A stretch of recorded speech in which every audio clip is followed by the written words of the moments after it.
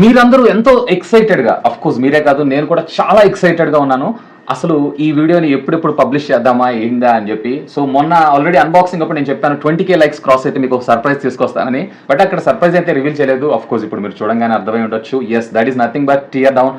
మీకంటే నేనైతే చాలా చాలా ఎక్సైటెడ్ ఉన్నాను. ఎందుకంటే ఒక కొత్త బ్రాండ్ అండ్ దీనికి సంబంధించి కాంట్రవర్సీస్ ఎంతైనాయో మీ అందరికీ తెలిసిందే. అసలు లోపల ఇంటర్నల్గా ఉండేటువంటి కాంపోనెంట్ ఎలా ఉంటుంది ఏంటి అనేది మీ ముందుకు తీసుకొని రావడానికి నా ఈ ప్రయత్నం. సో ఈ వీడియోకి మాత్రం నేను ఇంకా ఎక్సైటెడ్ అయి ఉన్నాను. రెగ్యులర్గా నేను టియర్ డౌన్స్ చేస్తూనే ఉంటాను, బట్ ఈసారి ఈ టియర్ డౌన్ అయితే నేను చేయట్లేదు. సో ఐ థింక్ మీకు ఆల్రెడీ గెస్ట్ చేసి ఉండొచ్చు, తమిళలో చూసి ఉండొచ్చు.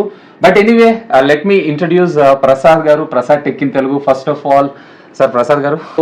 సో వాసు గారు అయితే ఇదే పని ఆయనకి 2006 సంవత్సరం నుంచి ఆయన ఈ ఫోన్స్ ఈ రిపేర్ చేస్తుంటారు కదా మొబైల్ షాపులో, వాళ్ళందరికీ ట్రైనింగ్ ఇచ్చేది ఈయన అనమాట. సో ఈయన దీనిలో ఏమంటారు పాపులర్. ఇంతవరకు మా ఆడియన్స్ కి తెలియని ఒక సీక్రెట్ అయితే మీరు రివీల్ చేశారు. ఆయన నేర్పిస్తారు నాకు కూడా, ఎంతో మందికి నేర్పించుంటారు టియర్ డౌన్ చేయడం. ఇది నేర్చుకొని నెక్స్ట్ మన ఛానల్ కూడా మనం టియర్ డౌన్ చేద్దాం అంటారు. డెఫినెట్లీ మీ కడుపు నేను కొట్టలే కానీ టియర్ చేయడం అవసరం, ఎందుకంటే మొత్తం లోపల కనిపిస్తున్నాయి ఆల్రెడీ. ఇక్కడ మీకు కనిపించేది ఇది వైర్లెస్ కాయిల్ కదా. అవును, ఇది వైర్లెస్ కాయిల్. ఇది మనకి ఫస్ట్ ఇది డబ్బా ఓపెన్ చేద్దాం. ఇది వైర్లెస్ కాయిల్. అందరూ ఎక్సైటెడ్ కూడా ఫస్ట్ లోపలే ఉందని. ఇది బ్యాక్ సైడ్ ఉండేటువంటి ప్యానల్ ఉంది చూసారా, గ్లూతో ఉంటది కదా. ఇదంతా కూడా గ్లూ తోటి ఫిక్స్ చేసి ఉంటుంది. ఇదంతా వేడి చేసి తీయాలి. దీన్ని మనం హీట్ చేసి తీస్తున్నాము. మూవ్ చేసి అంటే ప్యారలల్ గా ట్రై చేస్తున్నప్పుడు నాకు రాఖీ గుర్తొస్తుంది. రాఖీకి స్నానం చేపించి ట్రై చేయాలన్నమాట. అయితే ఆ డ్యూటీ నాదే ఇంట్లో. ఎంతసేపు చేయాలి దీన్ని? ఇట్లా ఒక 2 minutes చేస్తే సరిపోతుంది. ఇరిగిపోయింది. బ్రేక్లో ఏం జరిగిందంటే మొత్తం హీట్ చేసాం. హీట్ చేసిన తర్వాత ఇది చుట్టూ ఉంది కదా, ఈ చుట్టూ ఇలా అంటించేసారు. ఈ గ్లాస్ ఏదైతుందో ఈ గ్లాస్ మనం ఇప్పదీయాలంటే ఖచ్చితంగా దీన్ని వేడి చేయాలి. ఈ గ్లూ మనకి విడిపోద్ది, అప్పుడు దీన్ని బయట తీయాల్సి ఉంటుంది. సో తీసే క్రమంలో ఇది ఇరిగిపోయింది. గ్లాస్ అయితే డ్యామేజ్ అయింది. కాకపోతే స్టిక్కింగ్ మాత్రం, గ్లూ స్టిక్ మాత్రం చాలా బాగా ఫిక్స్ చేశారు కంపేర్ టు నార్మల్ వైట్ కన్నా. కానీ ఇప్పుడు మనం దీన్ని మళ్ళీ ఫిక్స్ చేయాల్సిన అవసరం. ఇది మళ్ళీ మనకి ఇప్పుడు ప్రస్తుతం అయితే వీళ్ళు ఇప్పుడే కదా ఇనిషియల్ స్టేజ్ లోనే ఉన్నారు కాబట్టి నాకు తెలిసి ఈ గ్లాసెస్ అవైలబుల్ ఉండవు. కాకపోతే ఈ గ్లాస్ మనకు మార్కెట్ లో మళ్ళీ ఫ్యూచర్ లో దొరుకుతుంది. దొరికినప్పుడు మళ్ళీ రీప్లేస్మెంట్ చేసుకోవచ్చు. ఇరిగిపోయింది ఇంకెలా గ్లాస్ పగిలిపోయింది. గ్లాస్ పగిలిపోయింది, ఇంక పనికిరాదు ఇది. వీళ్ళు ఏమనుకుంటారు, కావాలని నథింగ్ ఫోన్ ఎరగొట్టారు గ్లాస్ అనుకుంటారు.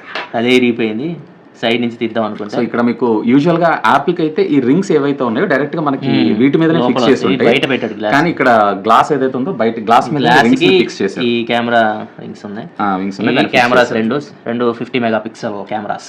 అండ్ ఇక్కడ మనం లైట్స్ చూద్దాం. మనకి డిస్కో లైట్లు వస్తాయి కదా, ఈ డిస్కో లైట్లు 1 2 3 4 5.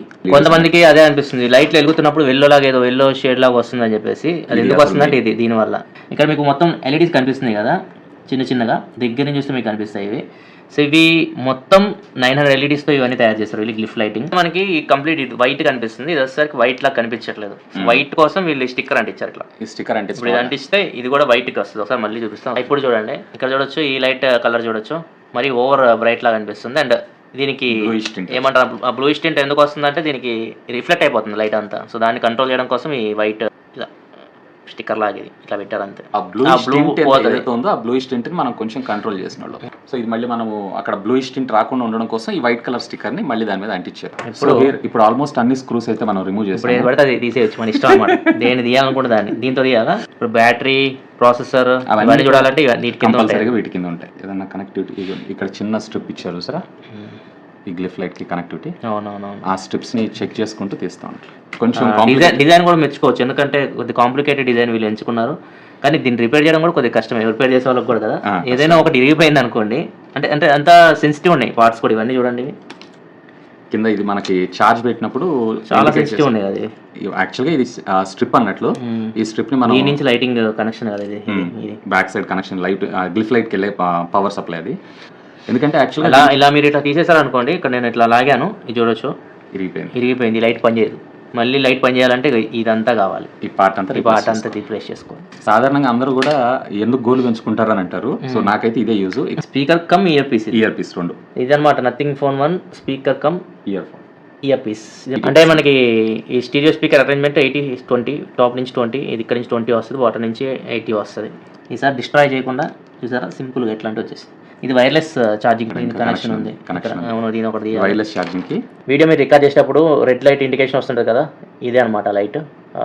ఇది కూడా ఇంకొక లైట్, మొత్తం లైట్లతో నింపేస్తారనమాట నథింగ్ ఫోన్ 1ని. అండ్ ఇంకొక లైట్ కూడా ఉంది, ఆ లైట్ కూడా చూపిస్తా, ఫ్లాష్ లైట్. సో దీనికి కనెక్షన్ వచ్చేసరికి ఇది బ్లాక్ కలర్ కనిపిస్తుంది కదా. సో ఎన్ని లైట్లు ఉన్నాయి చూసారా మన నథింగ్ ఫోన్లో, 900 LEDs, దాంతోపాటు ఒక రెడ్ లైట్, ఒక ఫ్లాష్ లైట్, ఇన్ని కనెక్షన్స్ అనమాట. సో నేను కూడా రిపేర్ చేస్తున్నాను అనమాట ఫోన్స్. ఇంకా నా ఫోన్ నేనే రిపేర్ చేసుకుంటా. ఒకప్పుడు ఫోన్ పాడైపోతే వెళ్ళి రిపేర్ చేసుకోవడం అబ్బా అట్లాంటివి ఉండే, ఇప్పుడు రిటర్న్ రీప్లేస్.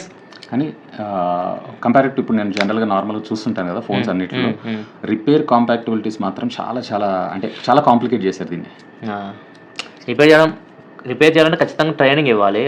అంత ఈజీ కాదు దీన్ని రిపేర్ చేయడం. అసలు ఎక్కడెక్కడ ఏ స్ట్రిప్ దేనికి అటాచ్ చేశారో కూడా అర్థం కావట్లేదు, తీయడానికి కూడా అంత టైం పడుతుంది. ఫ్రెండ్స్ ఇప్పుడు బాటమ్ పార్ట్కి వచ్చాం. ఇది ఛార్జింగ్ బేస్ మనకు తెలిసిందే, ఇక్కడ నుంచి మనం ఛార్జింగ్ పెడుతుంటాం. సో ఇక్కడ చూద్దాం ఇది తీసి లోపల ఏమున్నాయో. అండ్ ఈ స్ట్రిప్ చూసారా, ఈ స్ట్రిప్ మనకి మదర్ బోర్డ్ నుంచి కనెక్ట్ అయి ఉంటుంది. ఇక్కడ మనకి 2 మదర్ బోర్డ్స్ అయితే ఉంటాయి. ఒకసారి మెయిన్ PCB, ఒకసారి సబ్ PCB, ఈ రెండింటిని కనెక్ట్ చేయడానికి ఇక్కడ ఒక స్ట్రిప్ అయితే ఇచ్చారు. సో ఇక్కడ మీకు అంతా ఛార్జింగ్ పార్ట్ ఉంటుంది కదా, మీరు ఛార్జింగ్ పెట్టేది కానీ యాంటీనాస్ ఇవన్నీ కనెక్షన్స్ అన్ని ఇక్కడ మీకు కనిపిస్తున్నాయి. అండ్ ఇక్కడ వచ్చేసరికి మనకి లౌడ్ స్పీకర్ అయితే ఉంటుంది. ఒకసారి దీన్ని కూడా తీద్దాం, ఇట్లా వస్తుంది. సో ఇది మనకి స్పీకర్, మీ రింగ్ టోన్స్ వస్తుంటాయి కదా, సో ఇక్కడ నుంచి వస్తుంటాయి అన్నమాట, IHS స్పీకర్. ఇందా నుంచి దీన్ని తీయడానికి ట్రై చేస్తూ ఉన్నాము.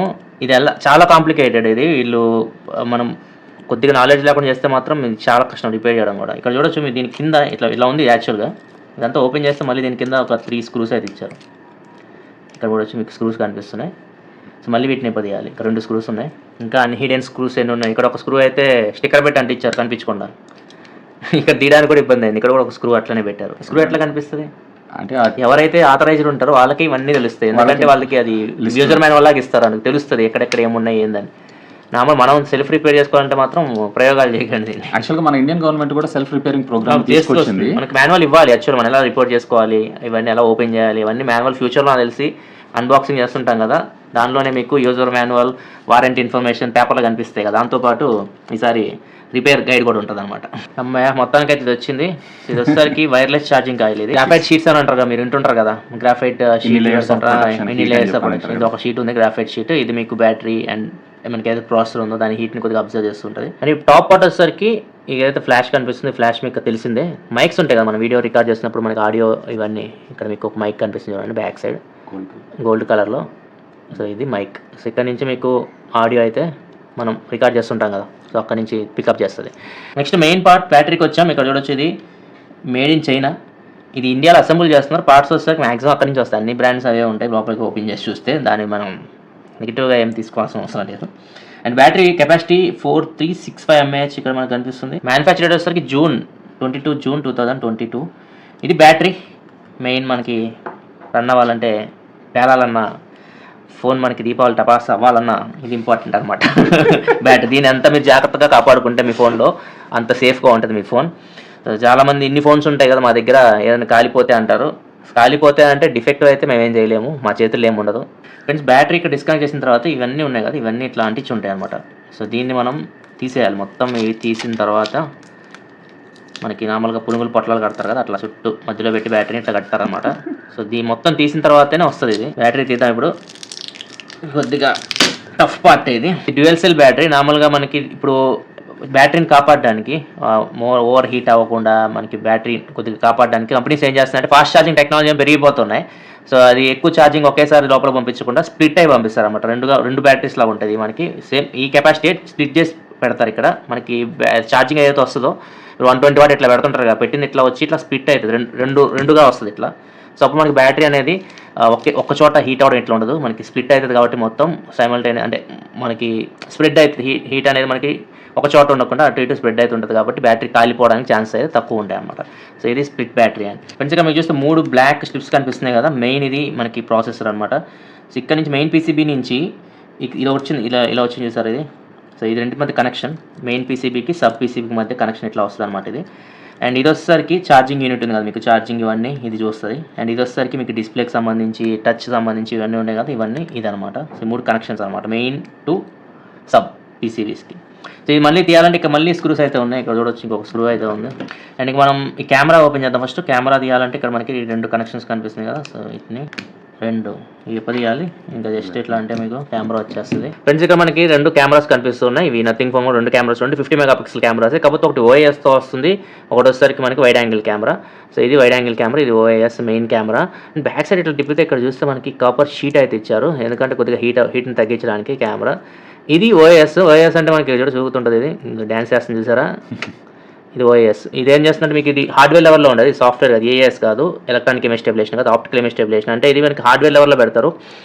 మనం కెమెరా నడుస్తున్నప్పుడు మూవ్ అవుతుంటుంది కదా, దానికి ఆపోజిట్ డైరెక్షన్ పుష్ చేస్తుంటుంది. అంటే మన కెమెరాని మనం వీడియో రికార్డ్ చేస్తున్నప్పుడు నడుస్తున్నా కానీ పరిగెడుతున్నా కానీ వీడియోని స్టేబుల్గా ఉంచడానికి అయితే ఇది ఉపయోగపడుతుంది. సో ఇది కెమెరా డిపార్ట్మెంట్ సంబంధించి. అండ్ ఇవన్నీ ఇంతకుముందు నేను వీడియోస్ చేశాను, అంటే థియరిటికల్గా ఓఏఎస్ అంటే ఏంది, ఏఎస్ అంటే ఏంది, కానీ ఇప్పుడు డైరెక్ట్ నా చేతిలో చూస్తున్నాను అనమాట. ప్రాక్టికల్గా చూస్తుంటే నాకు ఇవి వీడియోలో కూడా చూపిస్తాం అనమాట. ఇవి ఎవరో చిన్న క్లిప్స్ ఉంటాయి కదా, బీరోల్స్లో ఇట్లాంటివి చూపిస్తుంటాం, కాకపోతే ఇప్పుడు డైరెక్ట్ చూస్తున్నాను నేను ఇవన్నీ. ఫ్రెండ్స్ ఇది నథింగ్ ఫోన్ 1 ఫ్రంట్ కెమెరా, బాగుంది కదా బొడ్డగా. సో ఇది కెమెరా, మొత్తం కెమెరాలు అయిపోయి 3 కెమెరాలు ఉన్నాయి దీనిలో. లైట్లు మాత్రం ఇన్ని ఇచ్చారు, కెమెరాస్ మాత్రం 3 ఇచ్చారు. వాళ్ళు చెప్పేది ఏంటంటే 3 కెమెరాస్ అద్భుతంగా పనిచేస్తాయి. మీరు నార్మల్గా 8 మెగాపిక్సెల్ వైడ్ యాంగిల్ కెమెరాలు, 2 మెగాపిక్సెల్ మ్యాక్రో కెమెరాలు, 2 మెగాపిక్సెల్ డెప్త్ సెన్సార్ అని చెప్పి 15 కెమెరాలు ఇవ్వం మేము, 3 ఇచ్చాం, బాగా పనిచేస్తాయి అంటున్నారు. నేను వాడలేదు, నేనేం చెప్పలేను, మా ఫోన్ వచ్చిన తర్వాత మాట్లాడదామని. అండ్ ఇది మెయిన్ హీరోని చూడాలంటే మరి ఏం చేయాలో చెప్తారు, ఓకేనా ఫ్రెండ్స్. ఇది మెయిన్ మదర్ బోర్డ్ అయితే, అండ్ దీని బ్యాక్ సైడ్ అట్లా తిప్పితే ఇక్కడ చూడొచ్చు. సో ఇది మనకి హీట్ సింక్ ఇచ్చినట్టున్నారు. ఇది కూడా గ్రాఫైట్ షీట్, మనకి ఏదైతే హీట్ని డిస్ప్లే చేయడానికి ఇక్కడ లోపల ప్రాసెసర్ అయితే ఉంటుంది. ఈ గ్రాఫైట్ షీట్ తీసేస్తే ఇక్కడ మనకి ప్రాసెసర్ కనిపిస్తుంది చూడండి ఫ్రెండ్స్. ఇది మెయిన్ యూనిట్ మనకి. నేను కూడా ఫస్ట్ టైం చూస్తున్నాను, క్వాల్కామ్ ప్రాసెసర్ చూపిస్తాను మీకు. ప్రాసెసర్ లోపల ఉంటుంది. అండ్ ఇది వచ్చేసరికి మనకి ర్యామ్ అండ్ రామ్ ఉంది కదా, మనకి ఇప్పుడు ర్యామ్ రామ్ 8GB మీరు అంటుంటారు కదా, ఇదంతా అదనమాట ర్యామ్ రామ్. ఇది మెయిన్, ఇది హీట్ సింక్, ఇది స్టిక్కర్ లాగా ఉంది కదా, దీన్ని తీసేసాం అనుకోండి హీరో వచ్చేది బయటికి చూడండి. Qualcomm Snapdragon 778+. అండ్ నెక్స్ట్ దీని పక్కన ఇంకోటి కనిపిస్తుంది కదా, ఇది మెయిన్ మన ఫోన్ మొత్తానికి పవర్ సప్లై చేస్తుంది కదా, ఆ చిప్ ఇది. అండ్ ఇంకా దీన్ని బ్యాక్ సైడ్ తిప్పామనుకోండి, ఇక్కడ మీకు చాలా కాంపోనెంట్స్ అయితే కనిపిస్తున్నాయి. ఇవన్నీ మీకు బ్లూటూత్ కానీ, 5G కానీ, వైఫై కానీ, NFC కానీ, ఇట్లాంటివన్నీ మీకు ఈ కాంపోనెంట్స్ అన్ని వాటికి రిలేటెడ్ అనమాట. నథింగ్ ఫోన్ 1 కంప్లీట్గా టియర్డౌన్. మళ్ళీ దీన్ని మేము బిగించాం, ఎందుకంటే మళ్ళీ బిగించడం చూపిస్తే మళ్ళీ చాలా లెంత్ అయిపోయింది వీడియో. సో టియర్డౌన్ చేద్దాం అనుకున్నాం, టియర్డౌన్ చేసాం. ఇది కూడా తీసేసి మొత్తం కంప్లీట్గా డబ్బా చూపిద్దాం అంటున్నారు. ఇంకా అయిపోలేదు, ఇంకా ఉంది అంటున్నారు వాసు గారు. ఈ బాటమ్ పార్ట్ ఉంది కదా, దీన్ని కూడా తీద్దాం అంటున్నారు. ఇక్కడ సిమ్ ట్రే ఉంటుందంట, చూపిద్దాం. అండ్ ఇక్కడ వచ్చేసరికి ఇక్కడ మీకు చూడొచ్చు హోల్ కనిపిస్తుంది కదా, ఇక్కడ మీరు ఈ సిమ్ కార్డ్ పెడతారు కదా, మీ సిమ్ కార్డ్స్ ఇక్కడికి వెళ్తాయి అనమాట. సో ఇది మీ సిమ్ కార్డ్ యూనిట్, ఇది బాటంలో ఉంది. ఇంకొకటి మిస్ అయ్యాం మనం, ఫింగర్ ప్రింట్ స్కానర్. ఫ్రెండ్స్ ఇక్కడ వచ్చేసరికి ఇంకా ఫింగర్ ప్రింట్ రీడర్ ఇక్కడ మీకు కనిపిస్తుంది కదా. సో ఇది మీకు కనిపిస్తుంది, ఇది ఫింగర్ ప్రింట్ రీడర్ మీరైతే యూజ్ చేస్తున్నారా అని. ఇది తీయొచ్చు బయటికి ఒకసారి. ఇది ఆప్టికల్ కదా, మీకు కెమెరా కనిపిస్తుంది, లైట్ వస్తుంటుంది మీకు ఇక్కడ. అండ్ ఇది ఒకసారి ఇక్కడ మీకు ఛార్జింగ్ పెడతాం కదా, ఇది ఇక్కడ నుంచి మనం Type-C ఇది. అండ్ ఫైనల్గా ఇక్కడ మనకి ఇది Type-C పోర్ట్, ఏదైతే మీకు ఛార్జింగ్ పెడతారు ఇక్కడ నుంచి. అండ్ ఇది వచ్చేసరికి ఇది మనకి హ్యాప్టిక్ ఫీడ్బ్యాక్స్ వస్తుంటుంది కదా, దాని మోటార్ అనమాట.